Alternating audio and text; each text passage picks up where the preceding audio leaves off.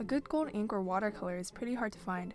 There's a ton on the market right now and everyone has different tastes, but today I'm only going to be reviewing and comparing the Gold Finetech watercolor palette, the Windsor Newton gold drawing ink, not to be confused with the calligraphy ink that they make, Dr. Paige Martens copperplate gold calligraphy ink, the Speedball Gold Ink, and lastly, the Daniel Smith's iridescent gold watercolor.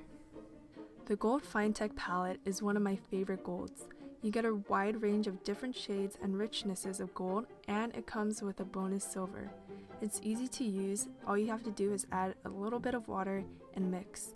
The texture of the watercolor is very smooth, so smooth that this palette is mostly used by calligraphers and is widely recognized as an ink disguised as watercolor.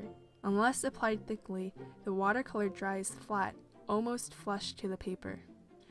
The Windsor Newton gold drawing ink is another popular gold. When you shake the ink and open it, it's pretty magical. That being said, you have to shake this ink up almost all the time before using it. The gold pigment settles to the bottom really quickly, making it a little difficult to use. This gold has a little more dimension than the Finetech watercolors when it dries, but when it dries, it's incredibly hard, so make sure to clean the threads of your cap and bottle after every use. This is actually my second bottle that I purchased just for this review because the first bottle that I owned, I ended up having to smash the cap with a steel hammer because it wouldn't open with heavy-duty pliers. So yeah, I really recommend cleaning the edges often or else you're going to totally ruin the bottle.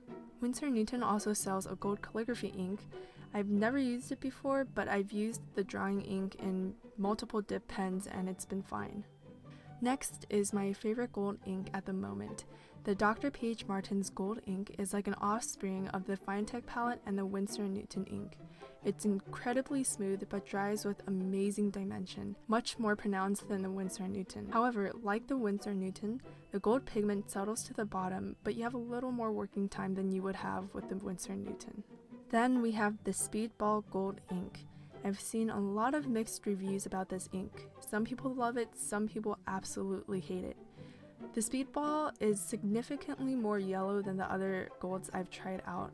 The color is very artificial and has a watered down look to it, so it doesn't fare well against dark backgrounds. Although the ink is really cheap, I personally would not recommend it. Lastly, before I show a comparison of everything, is the Daniel Smith Gold Watercolor. This watercolor is great. Daniel Smith is highly appraised as one of the best watercolor paints in the world. However, I don't usually use this gold paint. When I use gold inks or watercolors in my project, I usually use them as opaque accents.